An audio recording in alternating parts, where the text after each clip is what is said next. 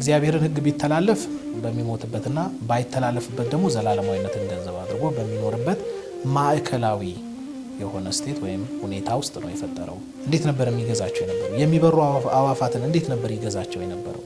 እያንዳንዱን እንስሳት እንዴት ነበር የሚገዛው እያለ ይጠይቃልና ያደንቃልና ስጋዊ ፍላጎት እንደገናም ደግሞ ዲያብሎስ ገዝቶት የሚኖር በመሆኑ ምክንያት ከእግዚአብሔር ጸጋ ጋር አስተባብሮ እግዚአብሔርን ወደ መምሰል ማደግ ባለመቻሉ ምክንያት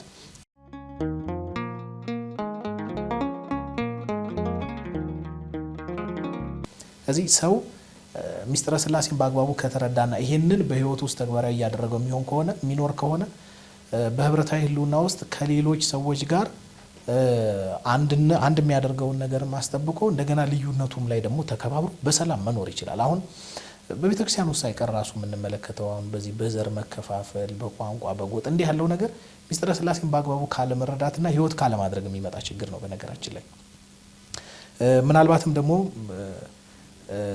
እንደው እዚህ ጋር ማንሳት የሚያስፈልግ ከሆነ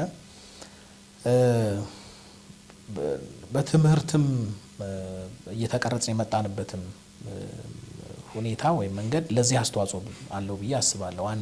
ያው ሁሉም እንደዛ ላይሆን ይችላል፣ ግን አንድ ማስታውሰው እዚህ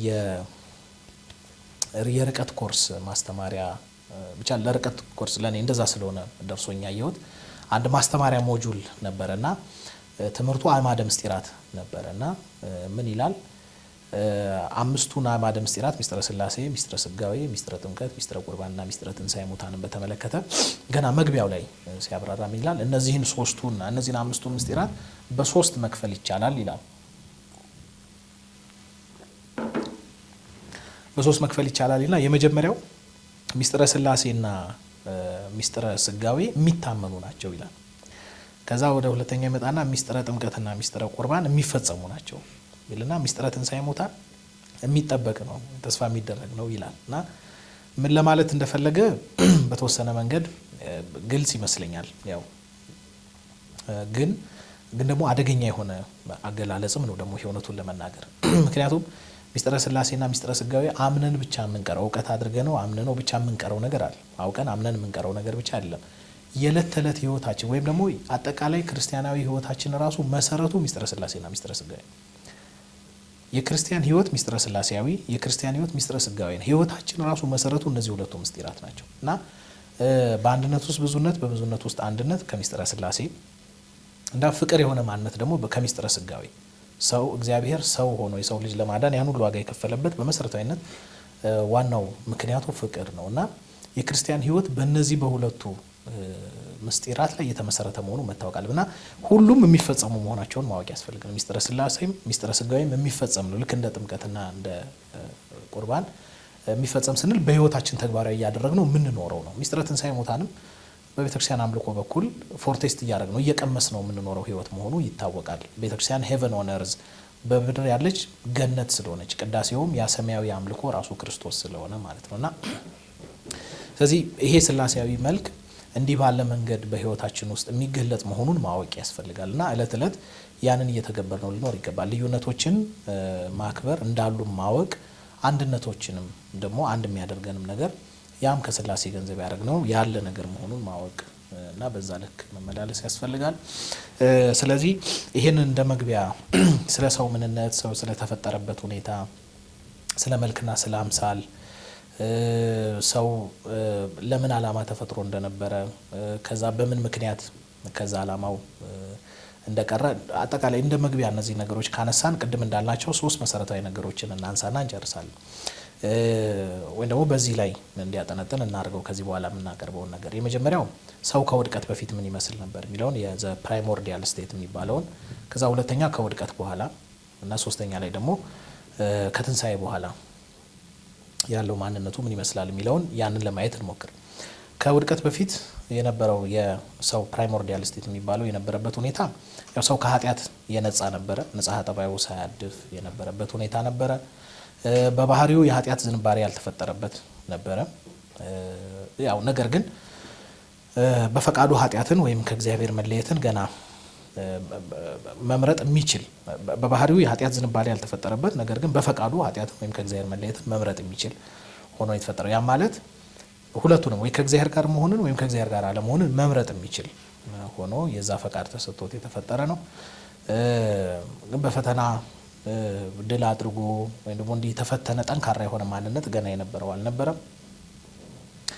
ሕግም በገነት እያለ በገነት ካሉ ዛፎች በሙሉ ትበላለህ ከዚች ከአንዲቷ ብቻ ግን አትብላ ተብሎ ሕግም የተሰጠው እንደ ሌሎቹ ስነ ፍጥረታት በተፈጥሮ ግዴታ እግዚአብሔርን እየታዘዘ እንዳይኖር ይልቅስ በፍቅር ፈቅዶ እንዲከተለው በነፃ ፈቃዱ መርጦ ወዶ ፈቅዶ እግዚአብሔርን እንዲከተለው ስለተፈለገ ነው። ስለዚህ ሕጉን ማክበሩ ለእግዚአብሔር በነፃ ፈቃዱ የመታዘዙ ወይም ከሱ ጋር ፈቃዱን አስማምቶ ለመኖር ፈቃደኛ የመሆኑ ማሳያ ነው።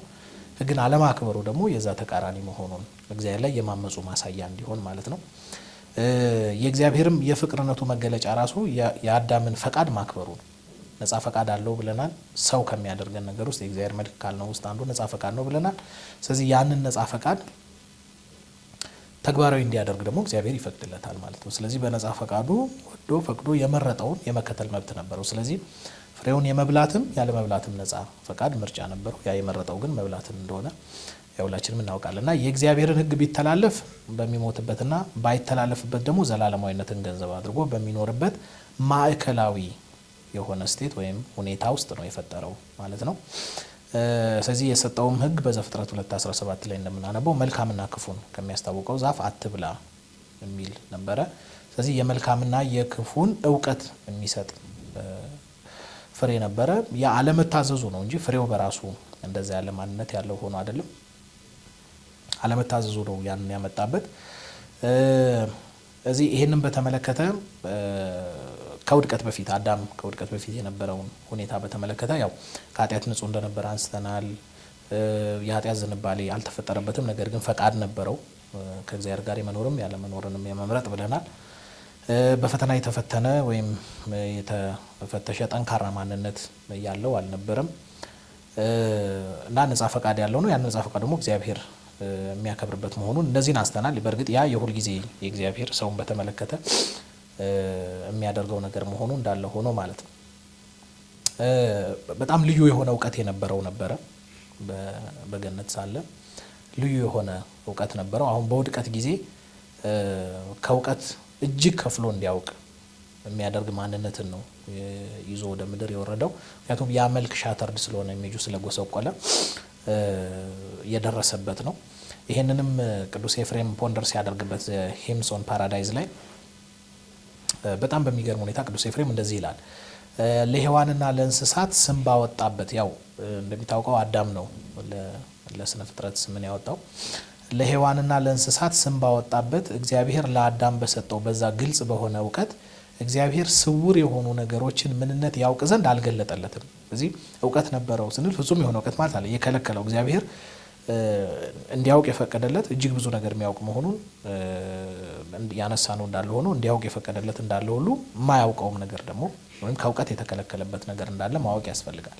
ነገር ግን ከከዋክብት በታች ምንድን ያለው ቅዱሱ ስውር የሆኑ ነገሮችን ምንነት ያውቅ ዘንድ አልገለጠለትም። ነገር ግን ከከዋክብት በታች ድብቅ የሆኑ እውቀቶችን በተመለከተ ግን አዳም በምድር ላይ ያሉ ነገሮችን ሁሉ ማወቅ ይችላል ብሎ አስቀምጦታል። እንደገና ስለዚህ እውቀቱ አስደናቂነት ሲናገር ወይም ስለነበረው ችሎታ ከውድቀት በፊት ስለነበረበት ሁኔታ ሲናገር እንደዚህ ይላል። አዳም ቅድም ዘፍጥረት 1:26 ላይ እንዳነሳ ነው ይግዙ ብሎ እንደተነገረ እንዲገዛ የተፈጠረ ነው። ስለዚህ የባህር ዓሦችን፣ የሰማይ አዕዋፋትን፣ ምድርን በሙሉ በምድር ላይ የሚንቀሳቀሱትን ሁሉ ይግዛ ተብሏል እና አዳም የባህር ዓሦችን እንዴት ነበር የሚገዛቸው ብሎ ይጠይቃል ቅዱስ ኤፍሬም። እንዴት ነበር የሚገዛቸው የነበረው? የሚበሩ አዕዋፋትን እንዴት ነበር ይገዛቸው የነበረው? እያንዳንዱን እንስሳት እንዴት ነበር የሚገዛው እያለ ይጠይቃልና ያደንቃልና እንዴት ያለ እውቀት የነበረው ቢሆን ነው እነዚህን ይገዛቸው ይቆጣጠራቸው የነበረው እንዴት ባለ መንገድ ነበረ እያለ ያነሳል። እንደገና ይሄው ቅዱስ በመጀመሪያ ኃጢአት ከመስራቱ በፊት አዳም ክብርና የሚያንጸባርቅ ብርሃንን የለበሰ ነበረ ብሎ አስቀምጧል። ቅድም እንዳልነው ልዩ የሆነ እውቀት የነበረው ነበረ ከውድቀቱ በፊት በነበረው ሁኔታ። ከዛ በኋላ ይሄ እንዳለ ሆኖ ደግሞ እውቀት ያለው መሆኑ እንደገና ንጽሐ ጠባዩ ያላደፈ መሆኑ እንዳለ ሆኖ እንደገና ደግሞ ኃጢአት ከመስራቱ በፊት አዳም ክብርና የሚያንጸባርቅ ብርሃንን የለበሰ ነበረ። ሮብ ኦፍ ግሎሪ ይለዋል። የብርሃን ሸማን ለብሶ የነበረ ይለዋል እና አዳምና ሔዋን ልብስ ሳይለብሱ ራቁታቸውን ሆነው ራቁት መሆናቸውን አይተዋወቁ የነበረው የብርሃን ልብስ ስለነበራቸው ነው። ያ የብርሃን ሸማ ስለነበረው እና ጌታ አዳምን ሲፈጥረው ካህን ጳጳስና ንጉሥ አድርጎ ነበር። እንዲህ ባለ መንገድ ልዩ አድርጎ የብርሃን ሸማ ልብሶን ነበር የፈጠረው ይላል ቅዱስ ኤፍሬም። እንደገና ይሄው አባት እግዚአብሔር አዳምን በክብር ሸልሞት ነበር፣ ግሩምነቱንም ይረዳ ዘንድ አሳቢነትን አመክንዮን ሰጠው ብሎ ቅድም እንዳነሳ ነው የእግዚአብሔር መልክ ከሚባሉት ነገሮች ውስጥ አሳቢነት፣ አመክንዮ እንዲህ ያለው ነገር እግዚአብሔር ሰጥቶት እንደፈጠረው ያነሳል። ከውድቀት በፊት በነበረው ማንነቱ ግን በልዩ ክብር ተሸልሞ ይኖር እንደነበረ ቅዱስ ኤፍሬም ይናገራል።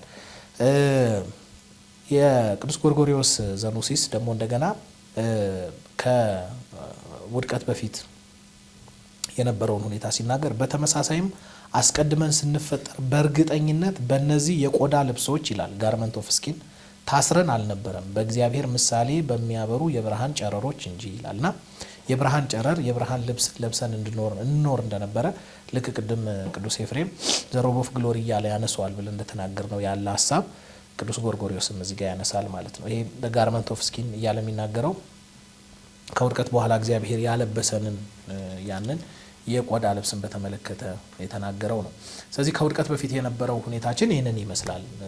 ንጽሐ ጠባያችን ያላደፈ ኃጢአት ያልነበረበት ንጹሕ ሆኖ ይኖር የነበረበት በነጻ ፈቃዱ የተሰጠውን ሕግ ወይ አክብሮ የመኖር ወይም ደግሞ የመጣስ መብት የነበረው እንደገና በልዩ ብርሃን ተሸልሞ ይኖር የነበረ ልዩ እውቀት የነበረው ይገዛቸው የነበሩ ስነ ፍጥረታትን በሚያስደንቅ መንገድ እየገዛ ይኖር የነበረ በልዩ ክብር ይኖር የነበረ ፍጥረት ነበረ።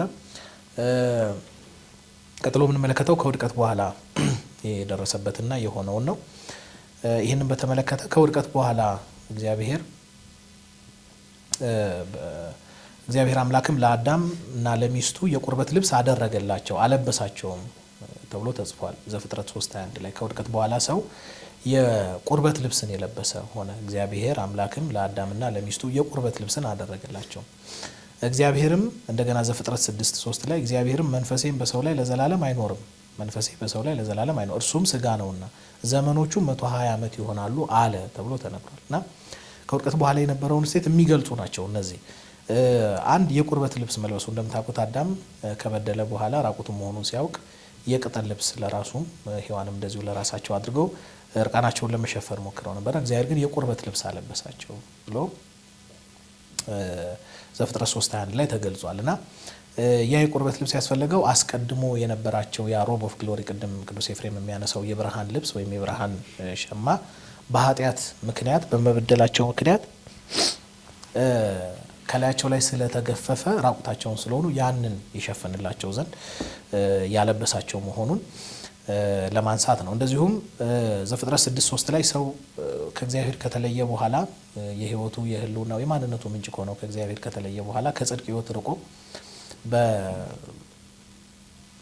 በኃጢአት ሕይወት እየተመላለሰ ከእግዚአብሔር ርቆ እየኖረ እንዲህ ባለ መንገድ ሲመላለስ በኃጢአት ላይ ኃጢአትን እየጨመረ በበደል ላይ በደልን እየጨመረ ረዥም እድሜ በኖረ ቁጥር የበለጠ ኃጢአቱ እየበዛ የበለጠ ክፋቱ እየበዛ የበለጠ ከጥፋት ወደ ጥፋት እያደገ የሚሄድ በመሆኑ ምክንያት እግዚአብሔር ከፕሮቪደንሱ ከመግቦቱ ለራሱ ለሰው ልጆች ጥቅም ሲል የሰውን ልጅ እድሜ አሳጠረው ማለት ነው። ስለዚህ እግዚአብሔርም መንፈሴ በሰው ላይ ለዘላለም አይኖርም እርሱም ስጋ ነውና ዘመኖቹም 120 ዓመት ይሆናሉ። ስጋ ነውና የሚለው በምድርና በሀሳቡ ለስጋ ፈቃድ ተገዝቶ የሚኖር መሆኑን በስጋ ባርነት ውስጥ በስጋ ፈቃድ ባርነት ውስጥ በዲያብሎስ ባርነት ውስጥ የሚኖር መሆኑን የሚያመለክት ነው። ዘመኖቹ 120 ዓመት ይሆናሉ ብሎ ረጅም ዘመን ይኖር ከነበረበት የሰው እድሜ የሰውን እድሜ ቀንሶ 120 ዓመት እንዳደረገው እዚህ ጋር ተገልጿል። እንደገና መዝሙር 48 በቅንፍ 49 ቁጥር 12 ላይ ሰው ግን ክቡር ሆኖ ሳለ አያውቅም እንደሚጠፉ እንስሶች መሰለ ተብሎ ተነግሯል። የተፈጠረው ልዩ በሆነ አስደናቂ በሆነ ማንነት የእግዚአብሔርን መልክ ገንዘብ አድርጎ ሰውነትን ገንዘብ አድርጎ የተፈጠረ ቢሆንም ያንን ባለማወቁ ምክንያት እንደሚጠፉ እንስሶች ሆኖ በሕይወቱ ዕለት ዕለት ወደ ሞት ወደ ጥፋት የሚደረግ ጉዞ ሆኖበት ከእግዚአብሔር ተለይቶ ሕይወትን አጥቶ በዓለምና በሀሳቡ ተወጥሮ በዲያብሎስ ግርናት ውስጥ ተይዞ የሚኖር ሆነ። ልክ እንደ እንስሳት ያለ ሕይወት በቃ መብላት፣ መጠጣት፣ መወለድ፣ ማደግ፣ ማርጀት፣ መሞት እንዲህ ያለ ሕይወትን ብቻ የሚኖር ሆነ ብሎ ያነሳዋል። እና ስለዚህ ከውድቀት በኋላ ያለው ሁኔታ ይሄንን የሚመስል ነው። እግዚአብሔር የቁርበት ልብስ እንዲያለብስ የሆነበት ሁኔታ መንፈሴ በሰው ላይ አይኖርም ብሎ የሰውን እድሜ ወደ 120 የቀነሰበት። ስለዚህ እነዚህ ሁኔታዎች ከውድቀት በኋላ የገጠሙት ናቸው። ይህንንም ቅዱስ ጎርጎርዮስ ዘኑሲስ ዘ ሶል ኤንድ ዘ ሪዘረክሽን በሚለው መጽሐፉ ላይ እንዲህ ብሎ ይገልጸዋል። when I hear skins I interpret it as the form of the irrational nature which we have put on from our association with passion ይላል። ስኪን የሚለውን ወይም ቆዳ የሚለውን ነገር ስሰማ የምተረጉመው ኢምክንያታዊ የሆነውን ባህሪያችንን በተመለከተ ወይም ከዛ ጋር አያይዤ ነው። which we have put ከፍትወታት ጋር ከፓሽኖች ጋር አሶሺየት በማድረጋችን ወይም በመተባበራችን ምክንያት በውስጣችን የተፈጠረውን ይላል። these are ይልና the things which we have received from the irrational skin ኢምክንያታዊ ከሆነው ከዚህ ጋርመንት ወይም ከዚህ ቆዳ ገንዘብ ያደረግናቸው ነገሮች እነዚህ ናቸው ይልና መጀመሪያው ሴክሹዋል ኢንተርኮርስ ሩካቤ ነው ይላል። ሁለተኛው መጽነስን ነው ይላል። ሶስተኛው ልጅ መውለድን፣ አራተኛ ማጥባትን፣ አምስተኛ ማሳደግን፣ ስድስተኛ ቀስ በቀስ እያሉ ወደ ጉልምስና ማደግን፣ ከዛ ዘ ፕራይም ኦፍ ላይፍ በህይወታችን ደግሞ የማገናዘብን በሌላውም በሰው በአካላዊ ጤንነትም ጥሩ ደረጃ ላይ የምንደርስበት ደረጃ ላይ መድረስ፣ ከዛ እርግና፣ ከዛ መታመም፣ ከዛ ሞት ብሎ እነዚህ ነገሮች ይዘረዝራቸዋልና ይህን የቁርበት ልብስ የሚለውን ሰማ እኔ የምተረጉመው እንዲህ ነው ብሎ ቅዱስ ጎርጎርዮስ ዘኑሲስ ያስቀምጣል። ስለዚህ ከውድቀት በኋላ የቁርበት ልብስን የለበሰ ሆነ፣ እድሜው ያጠረ ሆነ፣ እንደ እንስሳት ያለ ኑሮን የሚኖር ሆነ፣ ህይወቱም እለት እለት ወደ ሞት የሚደረግ ጉዞ ሆነበት፣ መልኩ ጎሰቆለ። እንዳልነው የእግዚአብሔር መልክ በውስጡ የነበረው ሻተር ነው ያደረገው፣ መጎስቆል ነው። ፍጹም ሙሉ በሙሉ አላጣውም። ቅድም እንዳልነው በኃጢአት ምክንያት ኃጢአት በመስራቱ በመበደሉ ምክንያት ከእግዚአብሔር ተለየ። እግዚአብሔር በገነት ካሉ ዛፎች በሙሉ ትበላለችን ግን እንዳትበላ ብሎ ያዘዘውን ያችን ትእዛዝ በማፍረሱ ምክንያት እግዚአብሔር ላይ አመፀ። እግዚአብሔር ላይ በማመፁ ህጉን በመተላለፉ ምክንያት ከእግዚአብሔር ተለየ። ከእግዚአብሔር ሲለይ ምውት ሆነ፣ ሞተ ማለት ነው። ሞት ማለት ከዚህ ፍሬ በበላ ጊዜ ሞትን ትሞታለህ ብሎ ሲነግረው ሞት ተብሎ የተነገረው እዚህ ጋር የስጋና የነፍስ መለያየት ሞት አለ። ከእግዚአብሔር የመለየት ሞት ነው። ሞት አለ ነፍስ ርሂቅም እግዚአብሔር እንደሚል የነፍስ ሞታ ከእግዚአብሔር መለየቷ ነው። ስለዚህ ሰው ከእግዚአብሔር መለየቱ ነው ሞት ተብሎ የተተረጎመው ወይም የተነገረው። ከእግዚአብሔር መለየቱ ነው ግን የስጋና የነፍስ መለያየትንም ሞት ያመጣው። ምክንያቱም ያለ እግዚአብሔር ሕያው ሆኖ ሰው መኖር ስለማይችል ማለት ነውና ስለዚህ ያን እንግዳ የሆነ ነፍስና ስጋ ተለያይተው መኖርን ከዚህ ቀደም አያውቁትም። ያ እንግዳ የሆነ ማንነት ሁለቱ ተለያይተው መኖርን ያመጣባቸው ኃጢአት ነው። ኃጢአት ሰውን ከእግዚአብሔር ለየው። ከእግዚአብሔር ሲለይ ደግሞ እለት እለት ጉዞ ወደ ሞት የሚደረግ ጉዞ ሆነ። መጨረሻ ላይ የስጋና የነፍስ መለያየት ሞትም የገጠመው ሆነ ማለት ያንን ሞት የሞተ ሆነ። ስለዚህ መልኩ ጎሰቆለ፣ ከእግዚአብሔር ተለየ። ከእግዚአብሔር በመለየቱ ምክንያት ጸጋው የእግዚአብሔር ጸጋ ራቀው፣ ስደተኛ ሆነ። ከህይወት ከሆነው ከእግዚአብሔር ተለይቶ እለት እለት ወደ ሞት ጉዞ የሚያደርግ ሆነ።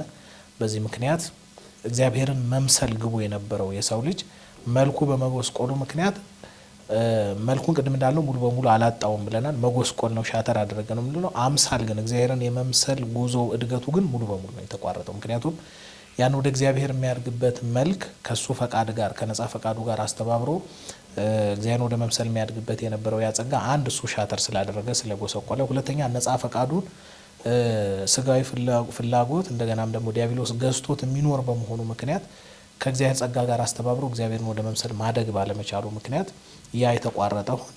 ስለዚህ ሙስና ገጠመው፣ ጥፋት፣ ድካም፣ መበስበስ እንዲህ ያሉ ነገሮች ገጠሙት። ልቡናው እና ነጻ ፈቃዱ ብሩህነታቸው ስለጎሰቆለ በጎውን መከተልና መምሰል አቃተው። በጎ እግዚአብሔር ነው፣ መልካም እግዚአብሔር ነው። መልካም የሆነ ነገር በሙሉ እግዚአብሔር ነው እንደሚታወቀው እና ያንን መልካሙን በጎውን እግዚአብሔርን ወደ መምሰል የሚያደርገው ጉዞ የተቋረጠበት ያ ልቡናው የነፍስ አይኑ ኑስ ነፍስ መንፈስ እያን ቅድም ያነሳ ነው እና ነጻ ፈቃዱ ብሩህነታቸውን ስላጡና በዲያብሎስ ግብርናት ውስጥ ስለወደቁ ነው። በዚህ ምክንያት በጎውን መከተል እና መምሰል ያቃተው ሆነ። ቅድም እንዳነሳውም የዕለት ተዕለት ኑሮውም ወደ ሞት የሚደረግ ጉዞ ሆነ። ይህንን ቅዱስ አትናቴዎስ ኦን ዘ ኢንካርኔሽን በሚለው መጽሐፉ የሰው ልጅ ህይወት መወለድ፣ ማደግ፣ ማርጀት፣ መሞት በቃ ወደ ሞት የሚደረግ ጉዞ ብቻ ሆኖበት ቀረ ይላልና እጅግ በሚያሳዝን አገላለጽ ደግሞ ሜሊቶ ኦፍ ሳርዲስ አጠቃላይ በውድቀት ጊዜ የገጠመንን ነገር ሲያብራራ እንዲህ ብሎ ያስቀምጠዋል። ኦል ፍሌሽ ፌል አንደር ሲን፣ ስጋ በሙሉ በኃጢአት ስር ወደቀ። and everybody under death ሁሉም አካል በሞት ስር ወደቀ። and every soul was plucked from its dwelling of flesh ነፍስም ከእያንዳንዱ ከሚያድርበት ስጋ ውስጥ እየተለቀመ እንዲወጣ ሆነና የነበረውን ውብ የሆነ እግዚአብሔር መጀመሪያ ሰርቶት የነበረውን በሰውነት ውስጥ ያኖረውን ያ ውብ የሆነውን አሬንጅመንትና ቅርጽ እንዴት እንዳጣ ነው ሲያመለክት ነውና ይሄን ያብራራ ይመጣና what was marvelously knit together was unraveled ይላል። በጣም በሚያስደንቅ ሁኔታ በአንድነት ተሰፍቶ የነበረው የነፍስና የስጋ ተዋህዶ የነበራቸው ውበትና አንድነት ያ ቀስ እያለ እየተፈረከረከ እየተሰባበረ ሄደ። and the beautiful body divided ውብ የነበረው ሰውነት ተከፋፈለ ብሎ ያስቀምጠዋልና ከውድቀት በኋላ ደግሞ የገጠመን ይሄ ነው። ከውድቀት በፊት የነበረውን ሁኔታ አይተናል። ከውድቀት በኋላ ደግሞ ሰው የገጠሙት ነገሮች እነዚህ ናቸው። መጨረሻ ላይ ከትንሳኤ በኋላ ደግሞ የነበረበት ሁኔታ ምን ይመስላል የሚለውን ደግሞ እሱን እንመልከት። እንግዲህ ሰው ልጅ በመበደሉ ኃጢአት በመስራቱ ምክንያት ከእግዚአብሔር በመለየቱ ሟች በመሆኑ ምክንያት እግዚአብሔር ሁለተኛ እድልን ይሰጠው ዘንድ በባህሪው ፍቅር በማንነቱ ፍቅር የሆነ እግዚአብሔር የሰው ልጅ ያድነው ዘንድ ሰውነትን ገንዘብ አድርጎ የባሪያን መልክ አድርጎ ገንዘብ አድርጎ ራሱን ባዶ አድርጎ ወደዚህ ምድር መጣ። ስለዚህ መከራ መስቀልን ተቀብሎ ሞቶ ጠላቶቻችንን ድል አድርጎ በባሪያ አድርገው ይዘውን የነበሩ ኃጢአትን፣ ሞትን፣ ዲያብሎስን ድል አድርጎ የትንሳኤያችን በኩር ሆኖ እኛ ወደፊት የምነሳውን ትንሳኤ እሱ አሁን ተነስቶልን ሞትን ድል አድርጎልናል እና ትንሳኤ ስንል ይሄንን ነው ባጭሩ እየተናገርን ያለውና ክርስቶስ አዲስ መልክ ሊፈጥርለት ሳይሆን ቅድም እንዳነሳ ነው የጎሰቆለውን ወይም ያን የደከመውን መልኩን ሊያድስለት ነው የመጣው። ይሄ ማለት አንድ የሚያደርገንንም የሚለያየን አሁን ቅድም አንድ የሚያደርጉን ነገሮች አሉ ብለን በሰዎች ዘንድ ያነሳናቸው ነገሮች አሉ። የሚለያዩን ነገሮችም ደግሞ አሉ። ለምሳሌ ወንድነትና ሴትነት የሚለያየን ነው ብለን አንስተናል። አንድ የሚያደርጉን ደግሞ ባህሪያችን እንዲህ ያለው ብለን ተናግረናል። እና ቅዱስ ጎርጎርዮስ ዘእንዚናዙ እንደሚናገረው ነባቤ መለኮት ያልነሳውን አያድነውም ዋትስ ናት አስዩምድ ኢዝ ናት ሴቭድ እንደሚል ከሰውነት ያስቀረው ነገር የለም። ሁሉን ነገራችንን ተዋህዶ ከመቤታችን ከስጋዋ ስጋ ከነፍሷ ነፍስን ገንዘብ አድርጎ ተዋህዶ ከሰውነት ምንም ሳያጎድል ከኃጢአት በቀር ወኮነ ሰባ ከማነዘን በላ ኃጢአት ባቲታ ከኃጢአት በስተቀር በሁሉ ከኛ ጋር የተካፈለ ሆነ እንደሚል መጽሐፍ ሰውነትን ገንዘብ አድርጎ በባሪያ መልክ በዚህ ምድር ላይ ተመላልሶ ጠላቶቻችንን ድል አድርጎ እኛ የምንነሳውን ትንሳኤ እሱ በኩር ሆኖ ተነስቶ የትንሳኤያችን በኩር ሆኖ ትንሳኤ ሙታን መኖሩን ዘላለማዊ ሕይወትን ያንን አድሎን ትንሳኤ ሙታንን እንድንጠብቅ እንደገና ዘላለማዊ ሕይወት ያለ መሆኑን እንድንጠብቅ ክርስትናን በዛ ተስፋ ውስጥ እንዲኖር አድርጎ የሰራው ጌታችንና መድኃኒታችን ኢየሱስ ክርስቶስ ነውና ስለዚህ ያልነሳው ምንም ነገር የለም ከሰውነት ውስጥ። ስለዚህ ክርስቶስ ሲመጣ ለሰው የተፈጠረው በእግዚአብሔር መልክ ነው ብለን ቅድም አንስተናል። ያም የእግዚአብሔር መልክ እየተባለ በአዲስ ኪዳን የተገለጸው ጌታችንና መድኃኒታችን ኢየሱስ ክርስቶስ ዳግማዊ አዳም ነው ብለናል። ስለዚህ የመልካችን መጀመሪያ የነሳንበት ያ መልክ የኛን መልክ ሊያድስ መጣ ብለን ቅድም እንደገለጸው ወደዚህ የመጣበት ምክንያት አዲስ መልክ ሊፈጥርልን ሳይሆን ያን የነበረውን መልክ የጎሰቆለውን መልክ የደከመውን መልክ ሊያድሰው መሆኑን ልብ ማለት ያስፈልጋል። ይህንን ቅዱስ ኤፍሬም ውብ በሆነ መንገድ ሲገልጸው እንደዚህ ይላል። ዲቪኒቲ ፍሉ ዳውን ኤንድ ዲሰንድድ ይላል። መለኮት ወደ ታች በረረ ወረደ። ቱ ሬይዝ ኤንድ ድሮ አፕ ሁማኒቲ ሰውነትን ያነሳና ወደ ላይ ይስበው ዘንድ። ዘ ሰን ሃዝ ሜድ ቢዩቲፉል ዘ ሰርቨንትስ ዲፎርሚቲ ወልድ የባሪያውን ጎዶልነት አጥፍቶ አስዋበው። and he has become a god just as he desired በዚህ ልክ እንደተመኘው በዚህም ልክ እንደተመኘው የጸጋ አምላክ ሆነ ብሎ ተናግሯል። እዚህ መለኮት ወደ ታች በረረ ወረደ ሰውነትን ያነሳና ወደ ላይ ይስበው ዘንድ ወልድ የባሪያውን ጎዶልነት አጥፍቶ አስዋበው። ጎዶልነቱን ነው ያጠፋው፣ ጉስቁልናውን ነው አጥፍቶ ያስዋበው። በዚህም ልክ እንደተመኘው የጸጋ አምላክ ሆነ። ሰው ከዛች ፍሬ በገነት አትብላ ተብሎ የነበረውን በልቶ የነበረው አምላክነትን አገኝ እንደሆን ብሎ ነው። ምክንያቱም በከይሲ በዲያብሎስ ምክር ለሔዋን ሲመክራት እንደሰማ ነው ከዚህ ፍሬ በላችሁ እንደሆነ እንደ እግዚአብሔር ትሆናላችሁ የሚል ነበር ምክሩና ያንን ፍሬ በመብላት ውስጥ እንደ እግዚአብሔር መሆን ያለ መስሎት ነው ያንን ፍሬ የበላውና ያን ሽቶት የነበረውን አምላክነትም የጸጋ አምላክ በመሆን አግኝቶታል ብሎ ተናግሯል። እንደዚሁም ቅዱስ ኤፍሬም he gave us divinity we gave him humanity ብሎ ተናግሯል። እሱ መለኮትነትን ሰጠን፣ እኛ ደግሞ ሰውነትን ሰጠን ነው። ስለዚህ እግዚአብሔር ወልድ ሰውነትን ከኛ ነስቶ የሱን ባህሪ ከኛ ባህሪ ጋር አዋህዶ ፍጹም አምላክ ፍጹም ሰው ሆኖ ተገለጠ ነው። ቅዱስ ኤፍሬም ከትንሳኤ በኋላ ከክርስቶስ ትንሳኤ በኋላ ያለውን ሁኔታ ሲናገር ክርስቶስ መምጣቱ ይሄን ለማድረግ ነው፣ መልካችንን ለማደስ ነው፣ ወደ ቀድሞ ማንነታችን ከዛም ወደ ተሻለው ሊመልሰን ነው እና እነዚህ ነገሮች ካብራራ በኋላ እንደገና ምን ብሎ ያስቀምጣል? ሄምስ ኦን ፓራዳይዝ 123 ላይ እጅግ ውብ በሆነ መንገድ people behold themselves in glory and wonder at themselves discovering where they are። አሁን ሰዎች ከትንሳኤ በኋላ ራሳቸውን ያገኙበትን ሁኔታ በመመልከት ራሳቸውን በክብርና በመደነቅ ይመለከታሉ። the nature of their bodies የሰውነቶቻቸው ወይም የአካላቶቻቸው ባህሪ once troubled and troublesome and የሆነ ጊዜ ተቸግሮ የነበረውና አስቸጋሪ የነበረው is now tranquil and quiet አሁን ግን ሰላም ሆኗል፣ ጸጥ ብሏል። resplendent from without in beauty ከውጪ የሚያንጸባርቅ ውበት ያለው ሆኗል። and from within with purity ከውስጥ ደግሞ በንጽህና የሚያንጸባርቅ ሆኗል። the body in evident ways the soul in hidden ways ሰውነታችን በሚታይ መንገድ ነፍሳችን ደግሞ ድብቅ በሆነ መንገድ እንዲህ ያለ ማንነትን አግኝተዋል የሚለውና ከትንሳኤ በኋላ በክርስቶስ ትንሳኤ ምክንያት ያገኘነውን ማንነት ሲናገር እጅግ የሚያስደንቀውን ያንን ማንነት ማለት ነው። ያን ምንም እንኳን በምልአት ወይም በፍጽምና ከዳግም ምጽአት በኋላ ገንዘብ የምናደርገው ብንሆንም አሁንም ግን በጥምቀት የእግዚአብሔር ልጆች ከሆነ በኋላ ኃጢአት ከዛ ነገር ካላስቀረም በኋላ በስተቀር በቅዱሳን ሕይወት እንደምናየው እየተሳተፍ ነው ምንኖረው መሆኑን ሲያስረዳ ነው። ከዚህ ጀምሮ በቤተክርስቲያን ሕይወት ውስጥ እየቀመስ ነው ፎርቴስት እያደረግነው ምን ሄደው ሕይወት ስለሆነ ማለት ነው። ኢን ፓራዳይዝ ይላል በገነት ዘ ክሪፕልስ አካለ ስንኩላን who had never walked ተራምደው የማያውቁት they leap around ይዘላሉ። ዘ ዲፎርምድ እንደዚሁም የአካል እክል ያለባቸው who had never even crawled ድኸው እንኳን የማያውቁት fly about through the air በገነት ይበራሉ፣ በአየር ላይ ሁሉ ይበራሉ።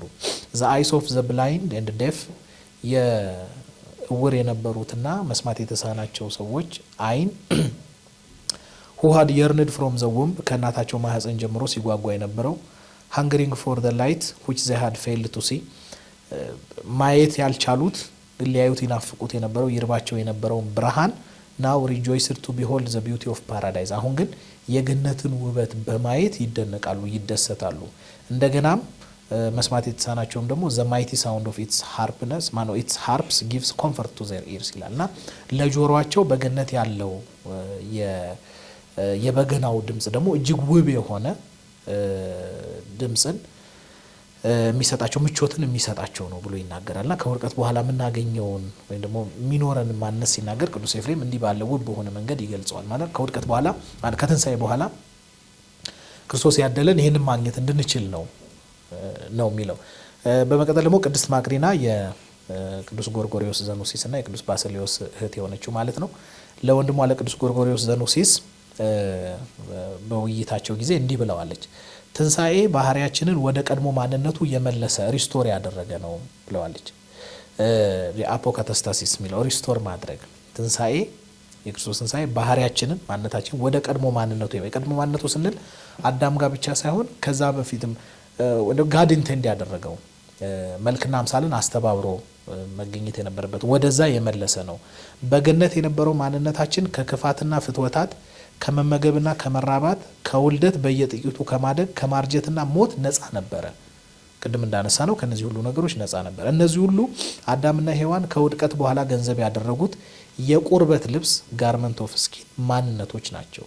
አሁን ከውድቀት በኋላ የደረሱብን ነገሮች በሙሉ ክፋትና ፍትወታት፣ መመገብና መራባት፣ ውልደት፣ በየጥቂቱ ማደግ፣ ማርጀት፣ ሞት እነዚህ ነገሮች በውድቀቱ ምክንያት ከለበሳቸው የቁርበት ልብሶች ምክንያት የመነጩ ናቸው። እነዚህ ሰውነቶች አሁን ከትንሳኤ በኋላ ያሉት ሰውነቶችን ደግሞ በተመለከተ ስትናገር እነዚህ ሰውነቶች የሚሰሩት እንደ ቀድሞ ሁሉ ከተመሳሳይ ነገሮች ነው፣ ነገር ግን በአዲስ መልኩ የሚቀናጁ ወይም አሰምብልድ የሚሆኑ ናቸው ወይም ከውድቀት በፊት እንደነበረው ይሆናሉ ለተናገረችና ከውድቀት በፊት ወደ ነበረው ማንነታችን እንደገናም እግዚአብሔር እሱ ላወቀ ያህል ጊዜ እግዚአብሔር ባወቀ እሱ ላስቀመጠው ያህል ጊዜ አዳም የተሰጠውን ሕግ ጠብቆ ቆይቶ ቢሆን ኖሮ እግዚአብሔር ያድለው የነበረውን ያንን ማንነትም ጭምር ገንዘብ እንደምናደርግበት ታነሳለችና እንደገና ቅዱስ ጎርጎሪዮስ ደግሞ እንደዚህ ብሎ ያስቀምጠዋል። ይሄንን he reunited all the separated elements ቅድም እናስታውሳለን ሜሊቶ ኦፍ ሳርዲስ እንዴት ባለ መንገድ ውብ ሆኖ ተሰርቶ የነበረው ነገር እንዴት እንደተሰባበረ እንደተፈረካከሰ ቅድም ያስቀምጠውን አንስተን ነበር። አሁን ለዛ ምላሽ የሚሰጥ በሚመስል መንገድ በጣም በሚደንቅ ሁኔታ ቅዱስ ጎርጎርዮስ እንዲህ ብሎ ይናገራል። he reunited all the separated elements ተከፋፍለው የነበሩትን ነገሮች መልሶ reunite አጣበቃቸው አዝዞ ባይግሉ ልክ በማጣበቂያ በሙጫ እንደሚያጣብቅ ያም ሙጫ that is by the divine power መለኮታዊ ኃይል ነው ይለዋል። and fitted together into an indissoluble union all that had been separated ተለያይቶ የነበረውንም መልሶ ፊት አደረገው እርስ በርስ እንዲጋጠም አደረገው በአንድነት እና መለያየት በማይችልበት አይነት ህብረት እንዲጋጠም አደረገው ብሎ ያነሳል። this is the meaning of resurrection ይሄ ነው የትንሳኤው ምንነት። it is the restoration መልሶ ግንባታ ነው መልሶ መገንባት ነው። ይሄን ቅዱስ ኢሬኔዎስም ሪካፒቹሌሽን እያለ የሚያነሳው of the elements that had been separated ተለያይተው የነበሩትን መልሶ መገጣጠም ነው። to an indissoluble union መልሰው መከፋፈል ወደማይችሉበት ህብረትና አንድነት that the original grace that human nature possessed might be recovered እዚህ መጀመሪያ ገንዘብ ተሰጥቶት ገንዘብ አድርጎት የነበረው የሰው ልጅ ያጸጋ መልሶ መገኘት ይችል ዘንድ now that the evil that adhered to it has been dissipated by dissolution በቃ ከዚህ በኋላ ያ ክፉ ተጣብቆት የነበረው ያ ክፉ ነገር that evil ሙሉ በሙሉ ከሱ ተለይቶ እንዲወገድ ተደርጓል ብሎ ይናገራልና ቀደም ተለያይተው ተከፋፍለው በሚያሳዝን ሁኔታ ውብ የነበረው እግዚአብሔር ፍጥረት ተከፋፈለ ተሰባበረ ብሎ ሜሊቶ አንስቶት የነበረው ቅዱስ ጎርጎርዮስ ደግሞ እንዴት አድርጎ እግዚአብሔር ከተንሳኤ በኋላ ይሄንን አንድ እንዳደረገው መልሶ ደግሞ በዛ የእግዚአብሔር ልጆች መሆን በመንችልበት በጥምቀት በሰጠን ልጅነት እና ስልጣን እንዴት አድርጎ መልሶ እንዳነጸን ውብ በሆነ መንገድ ያብራራዋል። ማክሲመስ ዘ ኮንፌሰር የተባለ የምስራቅ ኦርቶዶክስ አባትም only love overcomes the fragmentation of human nature ይላል። ያንን ባህሪያችንን ሰብአዊ ባህሪያችንን ፍራግመንት አድርጎ ከፋፍሎት የነበረውን ነገር መልሶ ሊያሸንፍና ሊመልሰው የሚችለው ወደ አንድነት ሊያመጣው የሚችለው ግሉ ወይ ማጣበቂያ ፍቅር ነበር ይላል። ያ ደግሞ በዋነኝነት የስጋዊው ምክንያት ፍቅር እንደነበረ ቅድም ካነሳ ነው ጋር የሚስማማ እንዲሆነ ነገር ነው። ስለዚህ እስካሁን እንዳነሳ ነው በዋነኝነት ሰው የተፈጠረው በእግዚአብሔር መልክና አምሳል ነው። ሰው የእግዚአብሔር ፍጥረት ነው። እዚህ ሰው የእግዚአብሔር መልክን ገንዘብ አድርጓል። በዛ የእግዚአብሔር መልክ የራሱን ፈቃድ ከዛ ከእግዚአብሔር መልክ ጋር የራሱን ፈቃድ እያስተባበረ እግዚአብሔርን ወደ መምሰል እያደገ መሄድ ያለበት ፍጥረት ነው። ያ ነው ቴዎሲስ ምንለው። አሁን በክርስትና የክርስቲያኖች ግብ ምንለው በዚህ በኦርቶዶክሳዊ መንፈሳዊነት ትምህርት የክርስትና መጨረሻ ግብ ምንለው ቴዎሲስ ነው። እግዚአብሔርን ወደ መምሰል ማደግ ነው። ስለዚህ በኃጢአት ምክንያት መልኩ ጎስቁሎብን ነበረ እንኖር የነበረው። የመልኩ ባለቤት ግን ያመልካችንን የነሳንበት የመልኩ ባለቤት መልካችንን ያድስልን ዘንድ ወደዚህ መጥቷል። ቅድም እነ ቅዱስ አትናቴዎስ እነ ቅዱስ ጎርጎርዮስ አሉት ብለን እንዳነሳ ነው። ስለዚህ በኃጢአት ምክንያት መልካችን ሲጎሰቁል እግዚአብሔርን ወደ መምሰል ማደግ እንችልበት የነበረው የእድገታችን ተቋርጦ ነበር። ስለዚህ አሁን ያ እድገት ከትንሳኤ በኋላ ጌታችን መልሶ እንዲቀጥል ያደረገው ተቋርጦ የነበረው እግዚአብሔርን መምሰል ቅድስናችን ማንነታችን ተመልሶልናል። አሁን አባት ብለን የምንጠራበት የልጅነት ስልጣንም አለን። እግዚአብሔርን ወደ መምሰል የምናድግበት ስልጣኑም አለን። እለት እለትም ህይወታችን ክርስቶስን በመምሰል ህይወት ማደግ ነው። ስለዚህ ሰው እግዚአብሔርን የሚመስል መሆኑ ያ ጉዞ መልሶ እንዲቀጥል የሆነበት ነው ማለት። ስለዚህ አሁን ባለንበት ሁኔታ እኛ እግዚአብሔር ኢንቴንድ እንዳደረገው እግዚአብሔር መጀመሪያ በሐሳቡ እንዳሰበው ወይም እንዳለው ያለ ሰውነት ያ ማለት ፍጹም መልክና አምሳልን አስተባብሮ መገኘት በእኛ ውስጥ ያለ እንደሆነ ሂውማን ቢንጎች ነን፣ ትክክለኛ ሰዎች ነን ማለት ነው። ያንን ገና አቴን ለማድረግ ምን ወጣን ምን ወርድ ከሆነ ደግሞ ሂውማን ቢካሚንግስ ገና ሰዎች ለመሆን እየዳከርን ያለን ማለት ነውና እዚህ ይሄንን በደንብ ልብ ማለት ያስፈልጋል። ከዚህ ጋር ተያይዞ ምናልባት ሌላ ማንሳት ያለብን ነገር ቢኖር ቅድም እንዳነሳ ነው በተወሰነ አጠር አድርገን እዚህ በፍልስፍናውም በሳይንሱም ስለ ሰው ምንነት የሚነሱ መላምቶች አሉ። በቤተክርስቲያን አስተምሮ ደግሞ ከሰፊው ባጭሩ ስለ ሰው የሚሰጠው ትምህርት አሁን ያነሳ ነው። ስለዚህ ይሄንን መረዳት ሰው ምን እንደሆነ መረዳት ማወቅ ሰውነት ምን እንደሆነ መረዳት ትክክለኛ ማንነታችንን ማወቅ በትክክለኛው መንገድ ህይወታችንን ለመምራትና እንደሚገባን መመላለስ እንድንችል በጣም የሚያግዝ መሰረታዊ የሆነ ነገር ነው። ስለዚህ ይህንን በደንብ ልብ ማለት ያስፈልጋል። ሌላው ይሄንን ካለመረዳት ጋር ተያይዞ ወይም ደግሞ ቅድም ባነሳናቸው በፍልስፍናው በሚነሳው በተለይ መላምት ሳይንሱም ስለ ሰውነት በሚያነሳው በሚናገረው ነገር በመወሰድ በእነዚህ እሳቤዎች በመወሰድ ሰዎች አሁን በጣም በሚያሳዝን አይነት የህይወት መንገድ ላይ ይገኛሉ። አብዛኛው ሰው እንዲህ ባለ መንገድ ላይ የሚገኝ ነው። በተለይ በምዕራቡ ዓለም ይሄ እኛም ጋር ተጽዕኖ እየታየ እየመጣ ነው ያለው የጊዜ ጉዳይ ካልሆነ በስተቀር እያየ ነው ስለሆነ ምልክቱንም ማለት ነው። ስለዚህ ይህን ትክክለኛውን የቤተክርስቲያን ትምህርት ተረድቶ ሰው ምንድነው የሚለውን በአግባቡ አውቆ ተረድቶ በትክክለኛ ሰዋዊ ማንነት መገለጥ በዛም መመላለስ መሰረታዊ ይሆናል እና በተለይ በዘመናችን በተለይ በምዕራቡ ዓለም በጎላ ስለሆነ ነው ያን ማንሳታችን እየገጠሙ ያሉ ወይም የገጠሙ የስነ ጾታ ቀውሶች ራሱ ሰሞኑንም በተለያዩ ሚዲያዎች ስንመለከታቸው የነበሩ የሚሸራሽሩ የነበሩ ሀሳቦችን መነሻቸው ሰዎችን ወደ እንደዚህ አይነት ሐሳቤ ራሱ የመራው መጀመሪያ ደረጃ ላይ ይሄ የተሳሳተ መላምት ከዚህ ከፍልስፍናውም ቅድም ስናነሳ የነበረው በሳይንሱ የሚነገረው የነበረው ነገር ሰዎች ስለ ራሳቸው የሚያስቡትን ነገር በጣም ዲስቶርት ስላደረገው ስላበላሸው ያ ቀስ እያለ ያ እምነት ያ ንግግር ያ ሐሳቤ የወለደው መዘዝ መሆኑን መመልከት እንችላለን። ቅድም እንዳነሳ ነው ሰው አጠቃላይ ወንድና ሴት በእግዚአብሔር መልክና አምሳል የተፈጠረ ነው ብለን አንስተናል። በዚህ አንድነት እንዳላቸው አካላዊ ልዩነቱ ወይም ደግሞ በመፈጠር ጊዜ የነበረው ቀድሞ መፈጠርና መከተል ይሄ አንዱ አንዱን ኮምፕሊመንት የሚያደርግ እንጂ መበላለጥን ወይም ሌላ ነገርን የሚያሳይ አለመሆኑንም አንስተናል። ይህ ከእግዚአብሔር ገንዘብ ያደረጉት መልክ በስጋም በነፍስም መሆኑን ይሄን ደጋግመን በደንብ አንስተናል። እነ ቅዱስ ሄሬኒዮስ ቅዱስ ጎርጎሪዮስ ዘኑሲስ ራሱ በነፍስ ብቻ ሳይሆን በስጋም ጭምር ገንዘብ ያደረግነው መሆኑን ይህንን የእግዚአብሔርን መልክ ደጋግመው የሚያነሱት ሐሳብ መሆኑን አንስተን ቅድም በተወሰነ መንገድ ለማየት ሞክረናል። ስለዚህ የዚህ አጠቃላይ የእግዚአብሔር መልክን ገንዘብ አድርጎ የተፈጠረው የሰው ልጅ ሁለት ገጽታዎች ደግሞ ወንድና ሴቶች መሆናቸውን አንስተናል። ሁለቱም ተመሳሳይ የሚሆኑት ወይም አንድ የሚያደርጋቸው ነገር እኩል የሚያደርጋቸው ነገር ሁለቱም የእግዚአብሔር መልክ ገንዘብ ያደረጉ መሆናቸውን አንስተናል። ከዛ ውጭ ግን የየራሳቸው ፓርቲኩላሪቲ ደግሞ ልዩነት የሮል የድርሻ ልዩነት እንዳላቸው ደግሞ አንስተናል።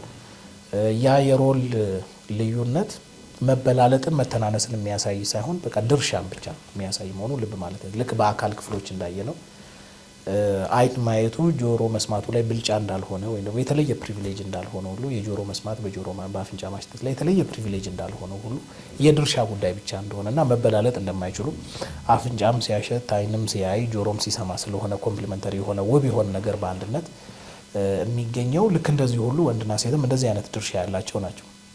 ወንድ አባት በመሆኑ ባል በመሆኑ ፕሪቪሌጅ አይደለም። ሴትም እናት በመሆኗ ሚስት በመሆኗ የምትወልድ በመሆኗ ፕሪቪሌጅ አይደለም። ወንድም ካህን መሆኑ ፕሪቪሌጅ አይደለም፣ ልዩ ጥቅም አይደለም እና የድርሻ ጉዳይ የሮል ጉዳይ ብቻ መሆኑን ልብ ማለት ያስፈልጋል። እንደውም አንድ ጸሐፊ ምን ይላል?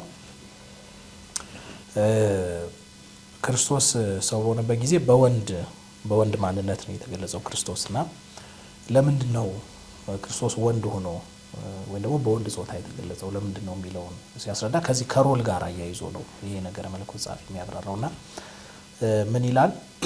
ክርስቶስ ያልነሳውን አያድነውም እንደሚል ቅዱስ ጎርጎሪዮስ ክርስቶስ ያዳነው ሁለቱንም ሮሎች ነው። የሴትንም ሮል የወንድንም ሮል አድኗቸዋል። ምክንያቱም ከውድቀት ጋር ተያይዞ ወንድና ሴት በነበራቸው ሮል በሁለቱም ላይ ውድቀት መጥቶ ስለነበረ ሁለቱንም ሮል አድኗቸዋል። ምንድን ነበር ያ ሮል ካል አሁን ወንድነት እያለ ቅድም ስናነሳ የነበረው የወንድነት ሮል ክህነት ነው፣ ካህንነት ነው። ካህን ደግሞ መስዋዕት መሰዋት እና ለእግዚአብሔር የሚያቀርበው መስዋዕት የነበረው በብሉይ ኪዳን እንደምታውቁት ኃጢአትን ማሻር የማይችል በየዓመቱ የሚደጋግም ለኃጢአት የሚቀርብ መስዋዕት ነበር እና እግዚአብሔርም ደስተኛ የማይሆንበት የማይደሰትበት የነበረ ሰው በኃጢአት ማንነት ውስጥ ሆኖ ያቀርበው የነበረ መስዋዕት ነበር እና መስዋዕት የሚሰዋው ካህን ራሷን በዮም ኪፑር ስርዓት ላይ እንደምንመለከተው ራሱ ለራሱ የመንጻት ብዙ ስርዓቶችን ከውኖ የሚያቀርበው የነበረ መስዋዕት ነበርና በብሉይ ኪዳን ዘመን ይቀርብ የነበረው መስዋዕት እግዚአብሔር ደስ የማይሰኝበት የኃጢአት ስርየት የማያስገኝ ለሕዝቡ ምሕረትን የማያመጣ መስዋዕት ነበር። በሐዲስ ኪዳን ግን ጌታችን ራሱን መስዋዕት አድርጎ የተወደደ መስዋዕት በቅዳሴያችን ዘወትር እንደምንል በውዳሴ ማርያምም ራሱን የተወደደ መስዋዕትና ዕጣን አድርጎ ለእግዚአብሔር አቅርቦ ያ የተወደደ መስዋዕት ተቀባይነት አግኝቶ የክህነት ሮል የወንድ የክህነት ሮል እንዲታደስ እና እዚህ አሁንም በሐዲስ ኪዳን የአንድ ጊዜ በዕለተ ዓርብ ለሰው ልጆች ድህነት ሲል የተሰዋው የጌታችን ስጋና ደም ዘወትር በቤተ ክርስቲያን በካህኑ እጅ መስዋዕት እየሆነ ሲቀርብ ወአነ ምስሌክሙ እስከ ዕልቀተ ዓለም እኔ እስከ ዓለም ፍጻሜ ከእናንተ ጋር ነኝ ያለ ኢየሱስ ክርስቶስ በእነሱ ክህነት ላይ አድሮ በካህናቱ ክህነት ላይ አድሮ እሱ ምስጢራቱን እየፈጸመ መስዋዕታቸው ተቀባይነት እንዲያገኝ ስላደረገ የወንድነት ሮል ያ መስዋዕት ተቀባይ እንዲሆን በማድረግ በኩል ያንን ሮል አድሶታል አድኖታል ብሎ ይናገራል። የሴትነትን ሮል በተመለከተ ደግሞ ሲናገር የሴት ሮል መውለድ ነው እና ሕይወት መስጠት ነው። ያ ደግሞ ሮል ወድቆ የነበረው ወይም ጎስቁሎ የነበረው መገለጫው ምንድን ነው የሚለውን ሲያነሳ ሴት የምትወልደው ሁሉ የሚሞትባት ነበር የነበረው እና ስለዚህ ነቢያትን ቢወለዱ ነገስታትን ቢወለዱ ሁሉም የሚሞቱ ነበር የነበሩት እና ከመቤታችን የተወለደው ጌታችንና መድኃኒታችን ኢየሱስ ክርስቶስ ግን ሞትን ድል አድርጎ የተነሳ ሞትን ያሸነፈ ሞትን ድል ያደረገ። ስለዚህ ሴቶች የሚወልዱት ከዚህ በኋላ ለሞት አይደለ ለትንሣኤ እንዲሆን ሕይወት ያለው ዘላለማዊ የሆነ ሰውን መውለድ እንዲችሉ ዘላለማዊነትን ገንዘብ ማድረግ የሚችልን ሰውን መውለድ እንዲችሉ አድርጎ የሴትነትንም ሮል ድርሻን የምትወልደው ለሞት ሳይሆን ለሕይወት እንዲሆንላትም አድርጎ ያንንም አድሶታል። ከበቤታችን የተወለደው ክርስቶስ ሕያው በመሆን ብሎ ሁለቱንም ያመጣቸዋልና ሁለቱም ድርሻዎች ሮሎች በኢየሱስ ክርስቶስ በኩል ከጉስቁልና ከድካም የታደሱ ወይም የዳኑ ናቸው ብሎ ያነሳልና ስለዚህ በወንድና በሴት መካከል ልዩነት መፍጠር ወይም ደግሞ አሁን እንዳለው ያለ ሳቢ አሁን ከእግዚአብሔር ውጪ ሲኮን ቅድም በሂውማኒዝም ፍልስፍና ላይ ኤግዚስተንሻሊዝም ላይ እንዳየነው ከእግዚአብሔር ውጪ ከተኮነ ሰው በቃ የራሱ የሆነ ማንም የኦብጀክቲቭ የሆነ ሁሉንም ሰው የሚገዛ ሕግ በሌለበት በራሱ ደስ ያለውን ደስ የሚያሰኘውን ነገር ኢንድ አድርጎ እያስቀመጠ ራሱንም ሰው ራሱን እንደ ኢንድ አድርጎ እያስቀመጠ ያንን እየተከተለ የሚኖር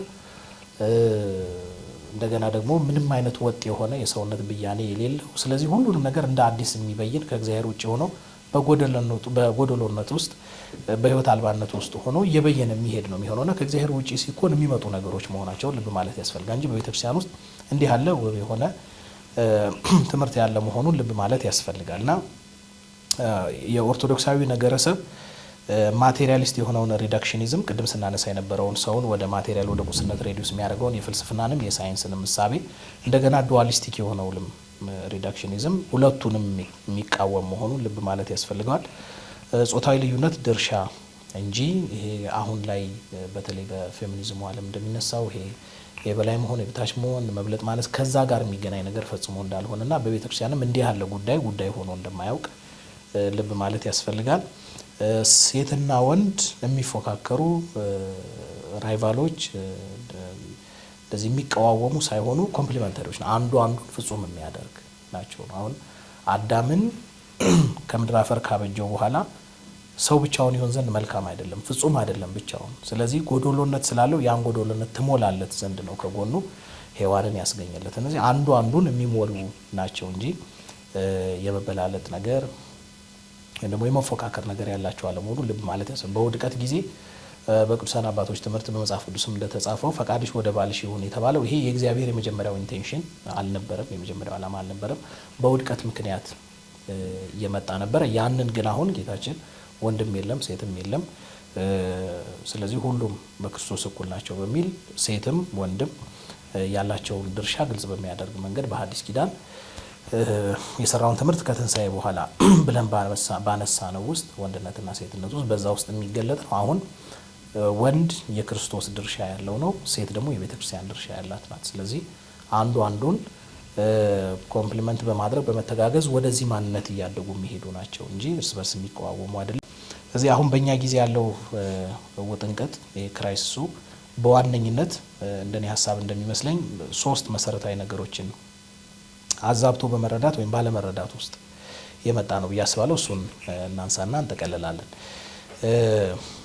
ስለዚህ ይሄ ክራይሲስ ይሄ ውጥንቅጥ በተለይ ይሄ ስነ ጾታዊ በሆነ ጉዳይ ላይ ያለው የሚመነጨው መጀመሪያ ከሶስቱ ውስጥ የመጀመሪያው እግዚአብሔርን ማጣት ነው። ቅድም ደጋግመን እንዳነሳ ነው ያው ኒቼ እንደሚለው እግዚአብሔርን በውስጣችን ከገደል ነው እግዚአብሔር ከሞተ፣ ሳርትም እንደሚለው መጀመሪያ ኤግዚስት ካደረግን በኋላ ከዛ የራሳችንን ማንነት እየገነባን ምን ሄድ ከሆነ ሰው ራሱን የሚበይን ይሆናል። ራሱን የሚበይን ከሆነ ደግሞ እያንዳንዱ ነገር በራሱ ፍላጎት እና ደስ እንዳሰኘው እንደ ስጋው ፈቃድ ደስ በሚያሰኘው መንገድ እየበየነው ይሄዳል። ስለዚህ የሞራል የግብረ ገብ ግን ቢሆን እያንዳንዱ በህይወት አጋጣሚ የሚገጥሙ ነገሮች ከቤተሰባዊ ሁኔታ ማግባት፣ መጋባት፣ ከስራ ጋር ተያይዞ ያለው እያንዳንዱ ነገር ሰዎች እንደ አዲስ የሚበይኑት የሰው ማንነትንም ጭምር ማለት የሚበይኑት ይሆንና ያ ከተያጣ መስመር የሳተ ይሆናል። ስለዚህ አድርግ አታድርግም ለማለት ኦቶሪቲ ወይም ባለስልጣን ስለማይኖር እንዲህ አታድርግ እንኳን ለማለት ያንን አታድርግ ብሎ የሚከለክለው ማን ነው ወደሚል ይሄዳል። ምክንያቱም እግዚአብሔርን ካስወገድን ኦቶሪቲ ስለማይኖር ማለት ነው።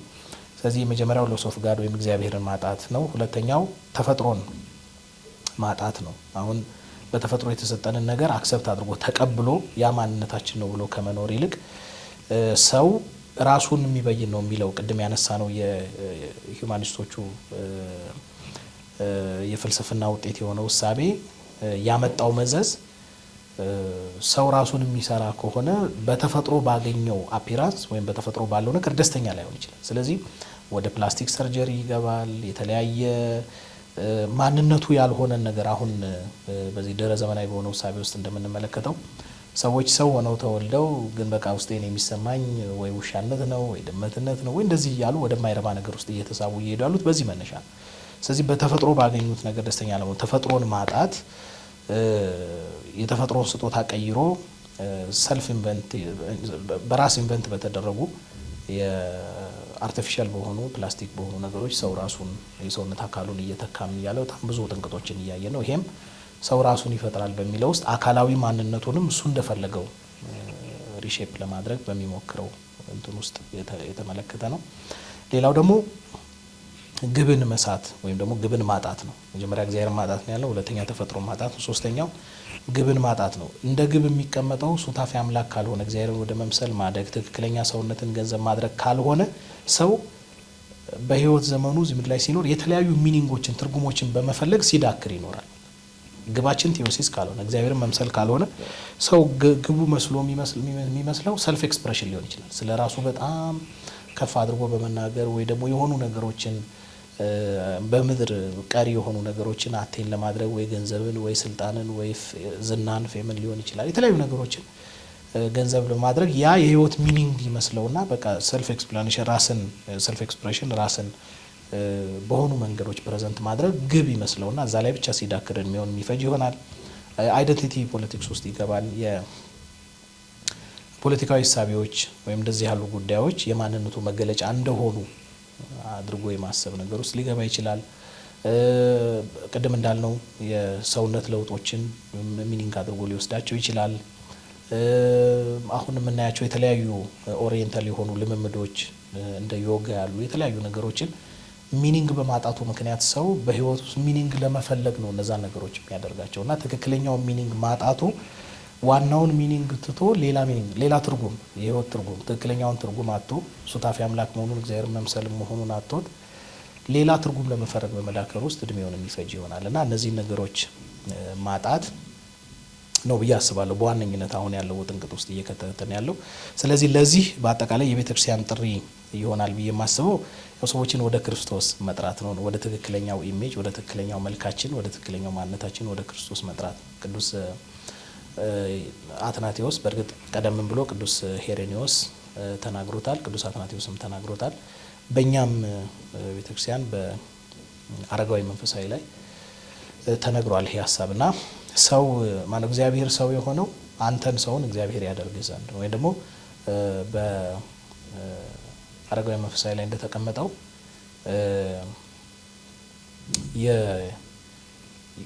የእሱን አምሳል ይሰጥ ዘንድ በአንተ አምሳል ተወለደ። ሀሳቡ ኤግዛክት ቃሉን እንትላለው ይችላል። እንደዚህ ያለ ሀሳብ አለ። ቅዱስ ሄሬኔዎስም ይሄን ብሎታልና እግዚአብሔር ሰው የሆነው በአንተ አምሳል በእሱ አምሳል ይወልድ ዘንድ በአንተ አምሳል ተወለደ የሚለው አረጋዊ መንፈሳዊ ካልተሳሳትኩና ቅዱስ ዮሐንስ ማነው አትናቴዎስም የሚለው ይሄን ነው። ቅዱስ ኢሬኔዎስም የሚለው ይሄን ነውና እግዚአብሔር ሰው የሆነው ሰውን እግዚአብሔር ያደርገው የጸጋ አማልክት መሆን እንድንችል ዘንድ ትክክለኛ ጥሪያችን ያ ነው።